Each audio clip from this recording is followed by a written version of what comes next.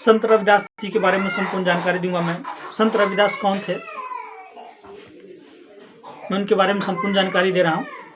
रविदास भारत में 15वीं शताब्दी में एक महान संत, दर्शन शास्त्री, कवि, समाज सुधारक और ईश्वर के अनुयायी थे। रविदास जी वे निर्गुण संप्रदाय अर्थात संत परंपरा में एक चमकते नेतृत्वकर्ता और प्रसिद्ध व्यक्ति थे तथा उत्तर भारतीय भक्ति आंदोलन के नेतृत्व देते थे और ईश्वर के प्रति अपनी असीम प्यार और अपने चाहने वाले अनुयायी सामुदायिक और सामाजिक लोगों को सुधार के लिए अपने महान कविता लेखनों के जरिए संत रविदास विविध प्रकार के आध्यात्मिक और सामाजिक संदेश दिए। वो लोगों की नज़र में उसकी सामाजिक और आध्यात्मिक जरूरतों को पूरा करने वाले मसीहा के रूप में जाने जाते हैं। आध्यात्मिक रूप में समृद्ध रविदास को लोगों द्वारा पूजा किया जाता है और हर दिन और रात रविदास जन्म दिवस के अवसर पर किसी धार्मिक कार्यक्रम के उत्सव पर लोगों और उनके महान गीतों आदि को सुने या पढ़े जाते हैं। उन्हें पूरे विश्व में प्यार और सम्मान दिया जाता है रविदास जी को। हालांकि उन्हें सबसे अधिक सम्मान उत्तर प्रदेश, पंजाब और महाराष्ट्र में अपने भक्ति आंदोलन और धार्मिक गीतों के लिए मिलता है। संत रविदास जी पूरे भारत में खुशी और बड़े उत्साह के साथ माघ महीने के पूर्ण चंद्रमा दिन पर माघ पूर्णिमा हर साल संत रविदास की जयंती और जन्म दिवस को मनाया जाता है, जबकि वाराणसी में लोग इसे किसी उत्सव का त्यौहार की तरह मानते हैं और यह खास दिन होता है। और खास दिन पर आरती कार्यक्रम के दौरान मंत्रों के रागों के साथ लोगों को एक नगर कीर्तन जुलूस निकाले की प्रथा, जिसमें गीत, संगीत, गाना और दोहा आदि सड़कों पर बने मंदिरों में गाया जाता है। रविदास के अनुयायी और भक्त उसके जन्म दिवस पर गंगा स्नान भी जाते हैं तथा घर या मंदिर में बनी छवि की पूजा अर्चना करते हैं। इस पर्व को प्रतीक बनाने के लिए वाराणसी के सिर गोवर्धनपुर के श्री गुरु रविदास जन्म स्थान मंदिर के बेहद प्रसिद्ध स्थान पर हर साल वाराणसी में लोगों के द्वारा इसे बेहद भव्य तरीके से मनाया जाता है। संत रविदास के भव्य भक्ति और दूसरे अन्य लोगों के पूरे विश्व में इस उत्सव में सक्रिय रूप में भाग लेने वाले वाराणसी आते हैं भाग लेने के लिए। वाराणसी में खूब धूमधाम से मनाया जाता है। संत रविदास से संबंधित कुछ तथ्य और है। इनका जन्म 1377 ईस्वी एडी के अर्थात विक्रम संवत माघ में हुआ था। सुदी 15,1433। हालांकि कुछ लोगों का मानना है कि ये 1440 एडी था। सिर गोवर्धनपुर वाराणसी यूपी में हुआ था। उनके पिता श्री संतोष दास जी थे, माता श्रीमती काला देवी थे। काला देवी कालसा देवी था उनका नाम माता का। दादाजी श्री कालू राम जी, दादी जी श्रीमती लखपति जी, पत्नी उनकी थी श्रीमती लोना जी और पुत्र उनका विजय दास जी। उनका मृत्यु वाराणसी में 1540 ईस्वी में हुआ। संत रविदास का जन्म भारत के यूपी के वाराणसी शहर में माता कालसा देवी और बाबा संतोष दास जी के घर 15वीं शताब्दी में हुआ था। हालांकि उनके जन्म तारीख को लेकर विवाद भी था, क्योंकि कुछ मानना था कि 1376 और 1377 और कुछ को कहना था कि 1399 सी में हुआ था। कुछ अध्येता और आंकड़े के अनुसार ऐसा अनुमान लगाया कि रविदास जी का पूरा जीवन काल 15वीं सदी और 16वीं सदी भी 1450 से 1520 ईस्वी के बीच हुआ था, अनुमान लगाया। रविदास जी के पिता मल्ल साम्राज्य के राजानगर के एक सरपंच थे और खुद जूतों का व्यापार और उसकी मरम्मत का कार्य करते थे। अपने बचपन से ही रविदास का बेहद बहादुर और ईश्वर से बहुत बड़े भक्त थे, लेकिन बाद में इन्हें उच्च जाति के द्वारा उत्पन्न भेदभाव की वजह से बहुत संघर्ष करना पड़ा, जिसके और उन्होंने सामना किया संघर्ष का। अपने लेखन के द्वारा रविदास जी ने लोगों को जीवन के इस तथ्य से अवगत कराया। उन्हें हमेशा लोगों को सिखाया कि अपने पड़ोसियों को बिना भेदभाव से प्यार करो। पूरी दुनिया में भाईचारा और शांति की स्थापना की। साथ में उसके अनुयायी को भी दी गई महान शिक्षा और याद करने के लिए भी संत रविदास जन्म दिवस को मनाया जाता है। अपने अध्यापन के आरंभिक दिनों में काशी में रहने वाले रूढ़िवादी ब्राह्मणों द्वारा उसकी प्रसिद्धि को हमेशा रोका जाता था, क्योंकि संत रविदास अस्पृश्यता या छुआछूत भी मानते थे उसमें। और गुरु के सामाजिक व्यवस्था को खराब करने के लिए राजा के सामने लोगों द्वारा उसकी शिकायत की जाती थी। तो रविदास जी को भगवान के बारे में बात करने से यह साथ ही उनका अनुसरण करने वाले लोगों को अध्यापन और सलाह देने के लिए प्रतिबंधित किया गया। रविदास जी का प्रारंभिक शिक्षा बचपन में संत रविदास अपने गुरु पंडित शारदानंद के पाठशाला गए, जिनको बाद में कुछ उच्च जाति के लोग द्वारा रोका गया था। वहां दाखिला लेने से हालांकि पंडित शारदा ने यह महसूस किया था कि रविदास कोई समान बालक न होकर एक ईश्वर के द्वारा भेजी गई संतान है। अतः पंडित शारदानंद ने रविदास को अपनी पाठशाला में दाखिला दिया और उसकी शिक्षा की शुरुआत हुई। वो बहुत तेज और होनहार थे, अपने गुरु को सिखाने से ज़्यादा प्राप्त करते थे। पंडित शारदानंद उसके द्वारा उसके व्यवहार से बहुत प्रभावित होते थे, उनका विचार। और एक दिन रविदास आध्यात्मिक रूप से प्रबुद्ध और महान सामाजिक सुधारक के रूप में जाने गए। पाठशाला में पढ़ने के दौरान रविदास पंडित शारदानंद के पुत्र के मित्र बन गए। एक दिन उन्हें दोनों लोगों ने एक साथ लुका छिपी खेल रहे थे। पहली बार रविदास जी जीते तो दूसरी बार उसके मित्र जीते हुए। अगली बार रविदास जी की बारी, लेकिन अंधेरे होने की वजह से वो लोग खेल को पूरा नहीं कर सके।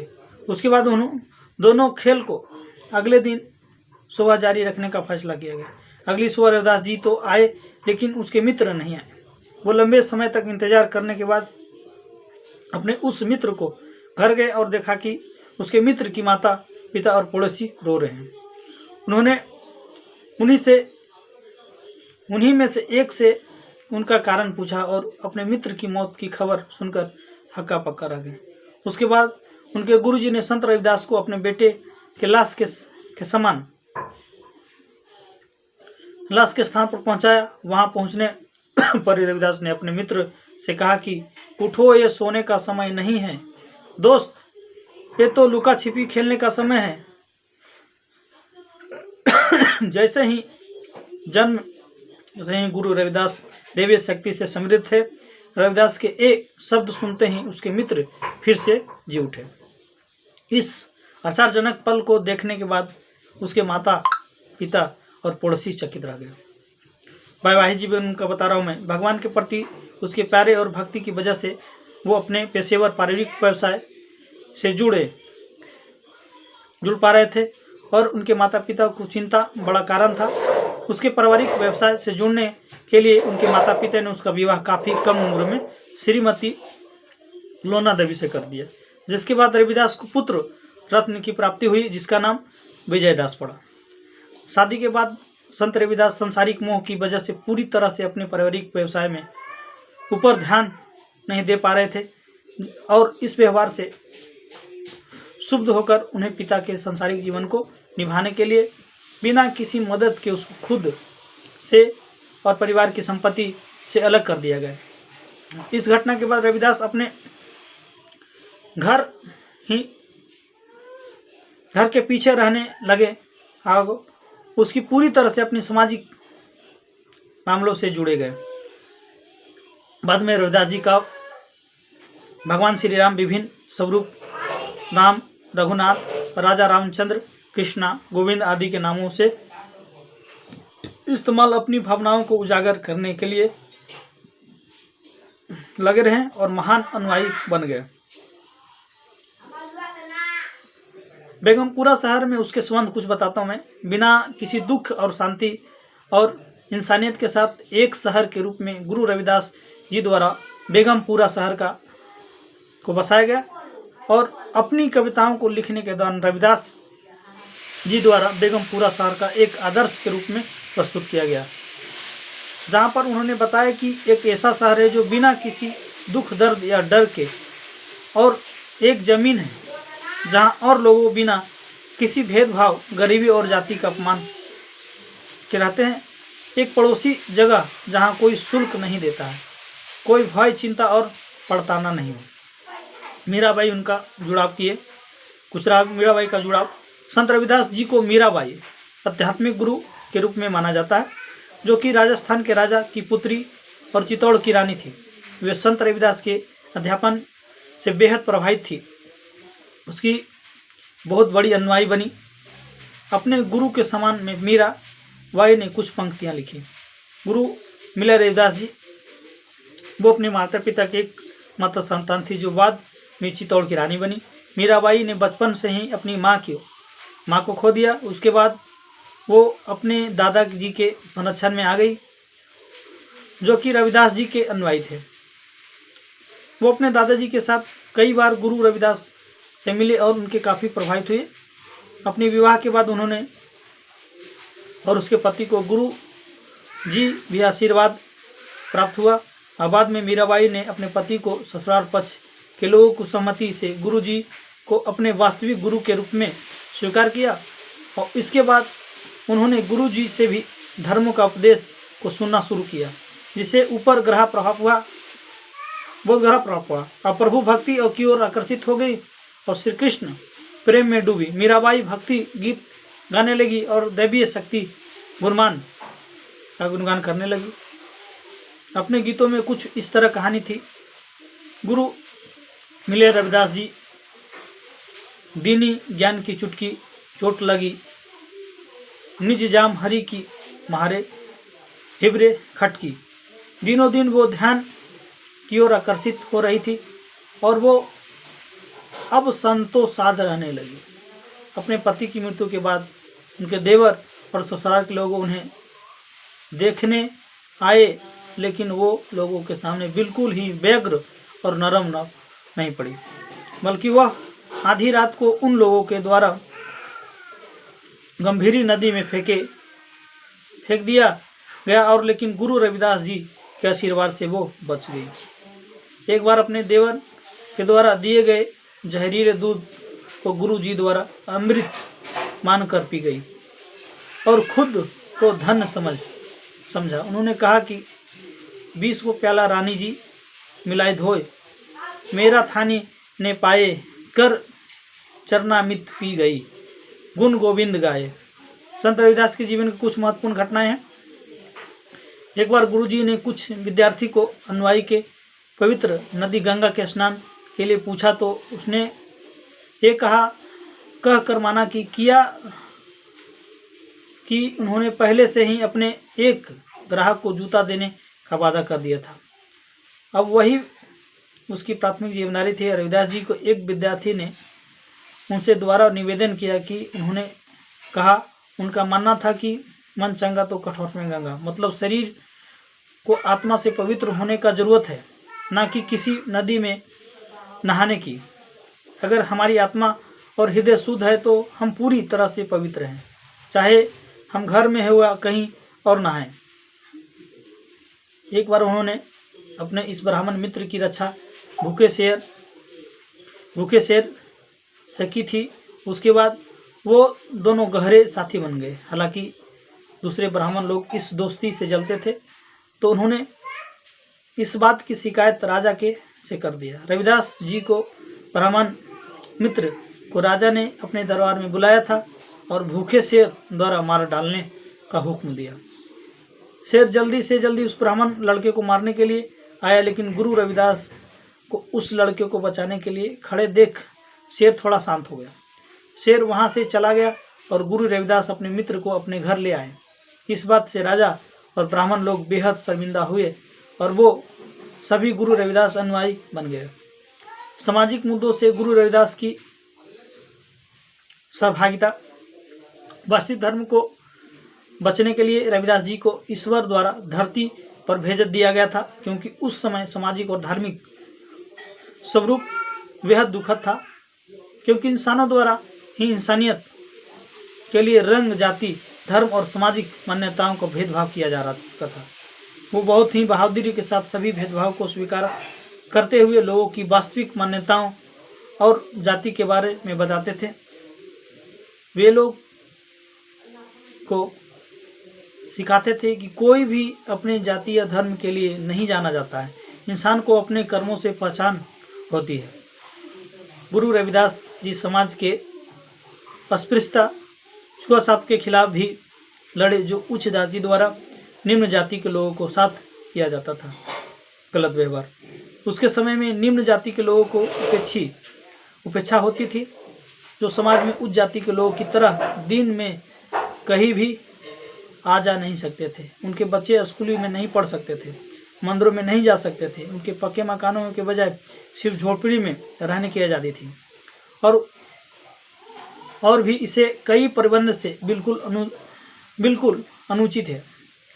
इसी तरह से सामाजिक समस्याओं को देखकर गुरुजी ने निम्न जाति के लोगों को बुरी परिस्थिति को हमेशा के लिए दूर करने के लिए हर एक आध्यात्मिक संदेश देना शुरू कर दिया।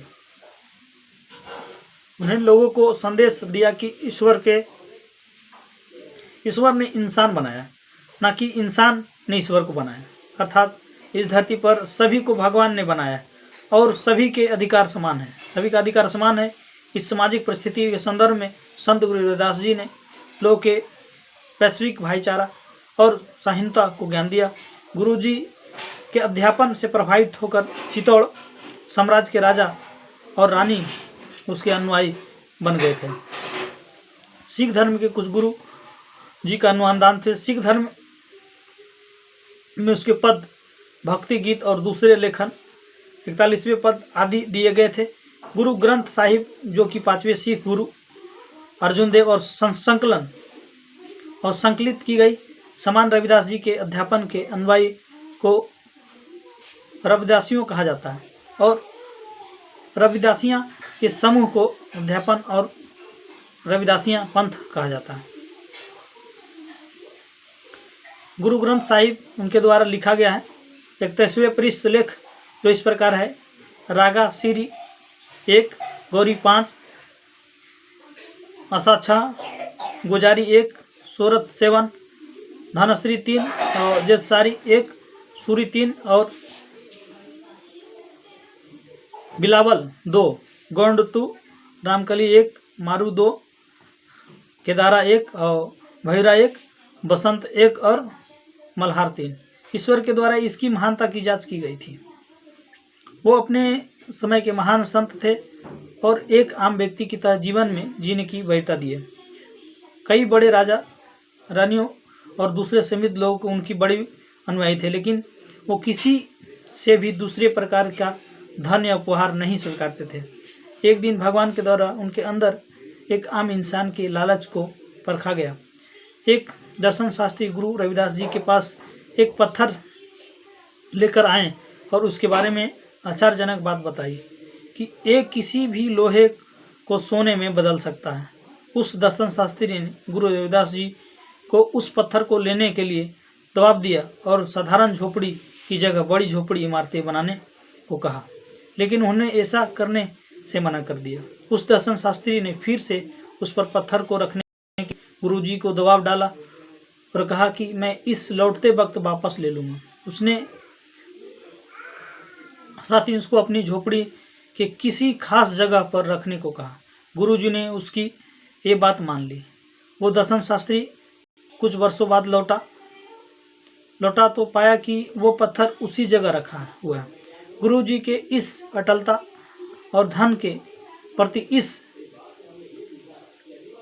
विकर्षणता से वो बहुत खुश हुआ। उन्होंने वो कीमती पत्थर लिया और वहाँ से गायब हो गए। गुरु रविदास ने हमेशा अपने अनुयायियों को सिखाया कि कभी धन के लिए लालची मत बनो। धन कभी अस्थायी नहीं होता है। इसके बजाय आजीविका के लिए कड़ी मेहनत करो। जब उसको और दूसरे दलितों को पूजा करने में जुर्म की काशी नरेश के द्वारा उसके दरबार में कुछ ब्राह्मणों ने शिकायत पर बुलाया था, तो ये ही व्यक्ति थे जिनके सभी गैर जरूरी धार्मिक संस्कारों को हटाने के द्वारा पूजा की प्रक्रिया को आसान बना दिया। संत रविदास को राजा के दरबार में प्रस्तुत किया गया, जहां गुरुजी और पंडित पुजारी के फैसले के बाद दिन अपने अपने इष्ट देव की मूर्ति को गंगा नदी घाट पर लाने को कहा दिया गया। राजा ने ये घोषणा की कि अगर किसी एक मूर्ति नदी में तैरेगी तो वो सच्चा पुजारी होगा, अन्यथा झूठा होगा। दोनों गंगा नदी के किनारे घाट पर पहुंचकर राजा की घोषणा के अनुसार कार्य करने लगे। ब्राह्मण ने हल्के भार वाली सूती कपड़े में लपेटी हुई भगवान की मूर्ति लाई थी। वहीं संत रविदास ने 40 किलोग्राम की चकोर आकार की मूर्ति ले आई थी। राजा के समक्ष गंगा नदी के राजघाट पर इस कार्यक्रम को देखने के लिए बहुत बड़ी भीड़ उमड़ी थी। पहला मौका ब्राह्मण पुजारी को दिया गया। पुजारी जी ने ढेर सारे मंत्र उच्चारण के साथ मूर्ति को गंगा जी के प्रवाहित किया, लेकिन वो गहरे पानी में डूब गई। उसी तरह दूसरा मौका संत रविदास को आया। गुरुजी ने मूर्ति को अपने कंधों पर ले लिया और शिष्टा के साथ उसने पानी में रख दिया, और जो कि पानी की सतह पर तैरने लगा। इस प्रक्रिया के खत्म होने पर बाद में फैसले हुआ कि ब्राह्मण झूठा पुजारी था और गुरु रविदास जी सच्चे भक्त थे। दलितों को पूजा के लिए मिले अधिकार से खुश होकर सभी लोग उसके गांव को स्पर्श करने लगे। तब से काशी नरेश और दूसरे लोग को गुरु जी के खिलाफ थे। उनका सम्मान और अनुसरण करने लगे। उस खास खुशी के और विजयी पल को दरबार के दीवारों को भव्य और भविष्य के लिए सुनहरे अक्षरों से लिख दिया गया। संत रविदास जी कुष्ठ रोग को ठीक करने के लिए प्राकृतिक शक्ति मिली हुई थी। कुष्ठ रोग के विशेषज्ञ के रूप में उनको जाना जाता है। संत रविदास जी को समाज में उसकी महान क्रांतिकारी शक्तियों से भरी गजब की प्रतिक्रिया के बाद ईश्वर के प्रति उसकी सच्चाई से प्रभावित होकर हर जाति और धर्म के लोगों पर उनकी प्रभाव पड़ा। सभी गुरु जी के मजबूत विद्यार्थी, अनुयायी और भक्त बन गए।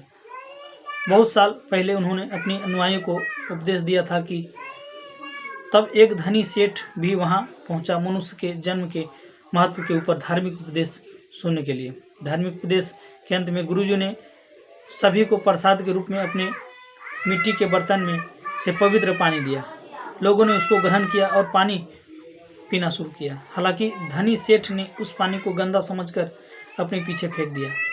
वो बराबर रूप से उसके पैरों और जमीनों पर गिर गया था।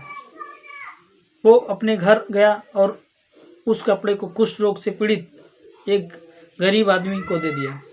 उस कपड़े को पहनते ही उस आदमी ने पूरे शरीर को आराम महसूस होने लगा, जबकि उसके जख्म जल्दी भरने लगे और वे जल्दी ठीक हो गए। हालांकि धनी सेठ को कुष्ठ रोग हो गया, जो उसे महंगे उपचार और अनुभवी और योग्य वैद्य द्वारा भी ठीक नहीं हो सके।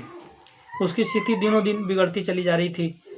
तब उसे अपनी गलतियों का एहसास हुआ और गुरुजी पास माफ़ी मांगने के लिए गया और जख्मों को ठीक करने के लिए गुरुजी से वो पवित्र जल प्राप्त किया।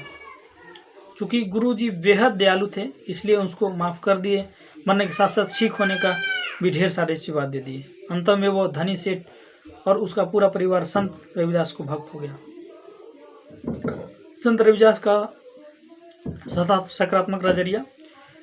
उनके समय में शूद्र छुआछूत को ब्राह्मण की तरह जनेऊ, माथे पर तिलक और उसके धार्मिक संस्कारों को आज़ादी नहीं था। संत रविदास एक महान व्यक्ति थे जो समाज में अस्पृश्यता के बराबरी के अधिकार के लिए उन सभी निषेधों के खिलाफ थे जो उन पर रोक लगाती थी।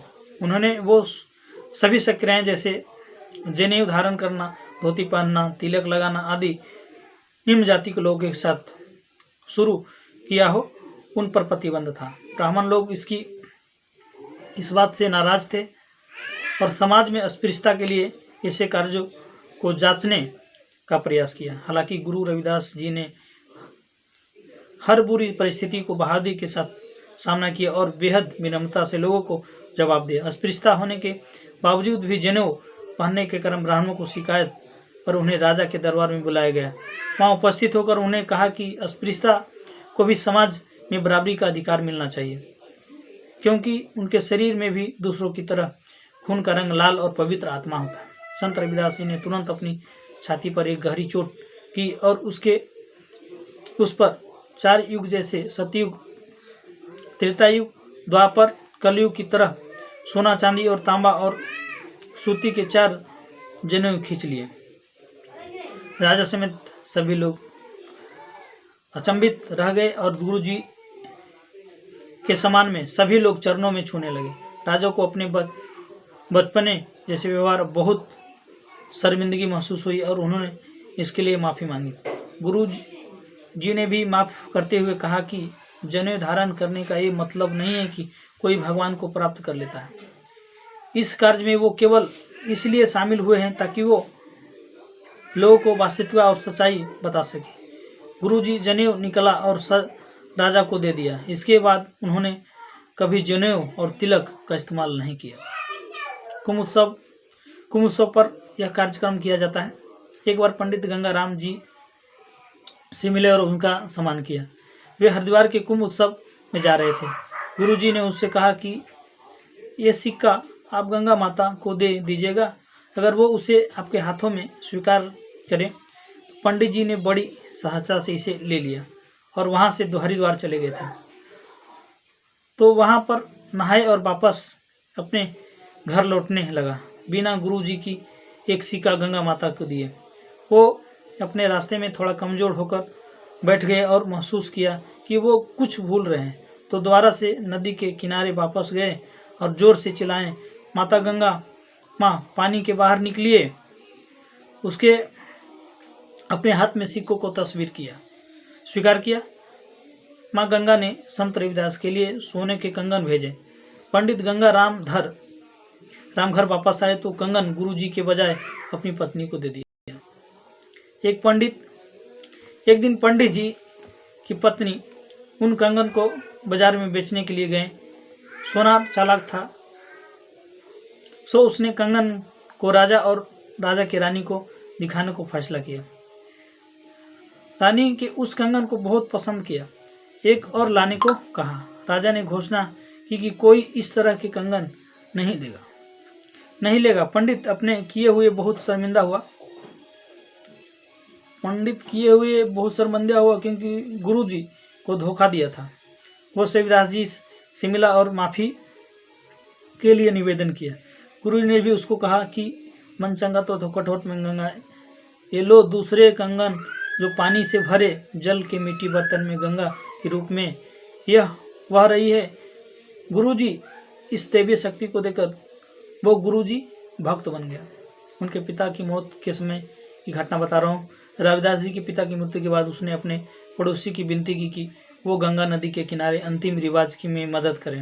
हालांकि ब्राह्मण रीति के संदर्भ के खिलाफ वे गंगा के जल के स्नान करेंगे जो रस्म की जगह से मुख्य शहर की ओर जाता था और वो प्रदूषित हो गया। गुरुजी बहुत दुखी और मजबूर हो गए। हालांकि उन्होंने कभी भी इनका धैर्य नहीं खोया और अपने पिता की आत्मा की शांति के लिए प्रार्थना करने लगे। अचानक वे वातावरण के लिए भयानक तूफान आई और नदी का पानी उल्टी दिशा में बहने का क्रम शुरू हो गया और जल एक गहरी तरंग आई और लाश को अपने साथ ले गई। इस भवंडर के आसपास सभी चीज़ों को सोख लिया। तब से गंगा पानी उल्टी दिशा में बह रही है। कैसे बाबर प्रभावित हुए रविदास जी के अध्यापन से। इतिहास के अनुसार बाबर मुगल साम्राज्य का पहला राजा था जो 1526 ईस्वी में पानीपत का युद्ध जीतने के बाद दिल्ली के सिंहासन पर बैठा, जहां उसने भगवान के भरोसे के लिए लाखों लोगों को कुर्बान कर दिया। वो पहले से ही संत रविदास की दैवीय शक्ति से परिचित हुआ था और फैसला किया कि एक दिन वो हुमायूं के साथ गुरुजी से मिलेंगे और वहां गया और गुरुजी को सम्मान देने के लिए उसके पैर छुए। हालांकि आशीर्वाद के बजाय गुरुजी से सजा मिली क्योंकि उन लाखों निर्दोषों लोगों की हत्याएं की थी। गुरुजी ने उसी गहराई से समझाया जिसे बाबर ने बहुत प्रभावित किया और इसके बाद वो भी संत रविदास के अनुयायी बन गए तथा दिल्ली और आगरा की गरीबों की सेवा के द्वारा समाज सेवा करने लगे। संत रविदास जी की मृत्यु। समाज में बाबरी सभा भगवान एक इंसानियत, उसकी अच्छाई और बहुत सी बहुत से कारणों की वजह से बदलते समय में संत रविदास के अनुयायी की संख्या बढ़ती जा रही है। दूसरी तरफ उसकी ब्राह्मण और पीरन दत्ता मिरासी गुरुजी को मारने की योजना बना रही थे। इस वजह से उन लोगों को गांव से दूर एक एकांत जगह पर मिलने का समय तय किया गया। किसी विषय पर चर्चा के लिए उन लोगों से गुरुजी ने वहां पर बुलाया जहां उन्होंने गुरुजी की हत्या की साजिश रची। हालांकि गुरुजी को अपनी दैवीय शक्ति की वजह से पहले से ही सब कुछ पता चल गया। जैसे ही चर्चा शुरुआत हुई, गुरुजी उन्हीं के एक साथी भल्लानाथ के रूप में दिखाई दिया, जो कि गलती से तब मारा गया था। बाद में जब गुरुजी ने अपने झोपड़े में शंखनाद किया तो सभी हत्यारे के रूप में जिंदा देख बहुत शक्के रह गए। तब वो हत्या की जगह पर गए और उन्होंने संत रविदास जी की जगह थाली भाला नाथ की लाश पाई। उसी सभी अपने कृत्य का पछतावा हुआ और वे लोग गुरुजी को काफ़ी माफ़ी मांगने पड़े, झोपड़े में गए। हालांकि उनके कुछ भक्तों को मानना था कि गुरुजी की मृत्यु प्राकृतिक रूप से 120 और 126 साल में की गई। कुछ का मानना था कि उसका निधन वाराणसी में 1540 ईस्वी एडी में हुआ। गुरु रविदास जी के लिए स्मारक वाराणसी में श्री गुरु रविदास पार्क, वाराणसी में श्री गुरु रविदास पार्क जो नगवा में उसके यादगार के रूप में बनाया गया है, जो उसके नाम पर गुरु रविदास स्मारक और पार्क बना। गुरु रविदास घाट वाराणसी में पार्क में बिल्कुल सटा हुआ उसके नाम पर गंगा नदी के किनारे लागू करने के लिए गुरु रविदास घाट भी भारतीय संस्कार द्वारा प्रभावित होता। संत रविदास नगर ज्ञानपुर जिले के निकट संत रविदास नगर, जो कि पहले भदरोही नाथ से अब उनका नाम भी संत रविदास नगर है।